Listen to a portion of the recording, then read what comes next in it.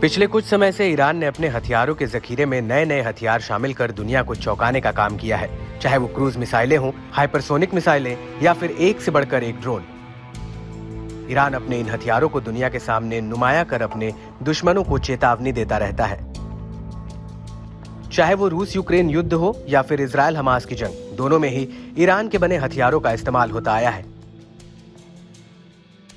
अब ईरान ने reverse engineering करके एक नया ड्रोन तैयार किया है, जिसका नाम उसने गाजा रखा है। यह नाम उसी गाजा पर रखा गया है जहां इजराइल ताबड़तोड़ बम बरसा रहा है। इस ड्रोन का गाजा नाम गाजा पट्टी को श्रद्धांजलि देने के लिए रखा गया है। ईरान के इस ड्रोन ने अब इजराइल की टेंशन बढ़ा दी है। यही नहीं, ये ड्रोन वैश्विक स्तर पर लोगों का ध्यान अपनी ओर खींच रहा है। ये ड्रोन कतर एक्सपो का हिस्सा भी बना। इस दौरान गाजा या शहीद 149 मल्टी रोल ड्रोन ने सैन्य अधिकारियों, पश्चिमी और इजरायली मीडिया आउटलेट्स का ध्यान आकर्षित किया। गाजा ड्रोन में क्या है खास? ईरान का दावा है कि उसका गाजा ड्रोन 13 बम ले जा सकता है। ये एक टर्बोजेट इंजन से लैस है जो कथित तौर पर इसे हजारों किलोमीटर से ज्यादा की दूरी तक ले जा सकता है। इसकी मारक क्षमता 2000 किलोमीटर है। ये इजराइल के हरमीस 450 यूएवी की तरह दिखता है, लेकिन साइज में उससे बड़ा है।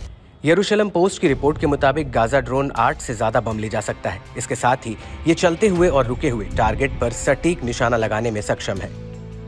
गाजा ड्रोन सादे एक मिसाइल भी लेकर जा सकता है। करार ड्रोन के बाद यह ईरान का दूसरा ड्रोन है जो इस मिसाइल को ले जा सकता है।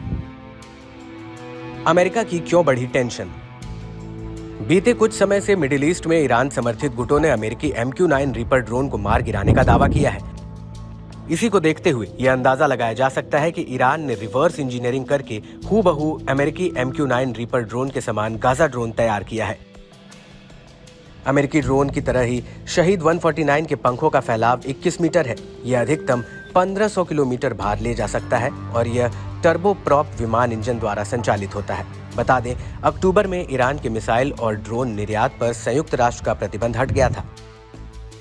प्रतिबंधों के हटने के बाद से ईरान अंतर्राष्ट्रीय स्तर पर अपने सैन्य शस्त्रागार की तेजी से ऐड कर रहा है। रिपोर्ट के मुताबिक ईरान ने हाल ही में रूस को कम दूरी की बैलिस्टिक मिसाइलें बेचने का जुड़ा समझौता किया है।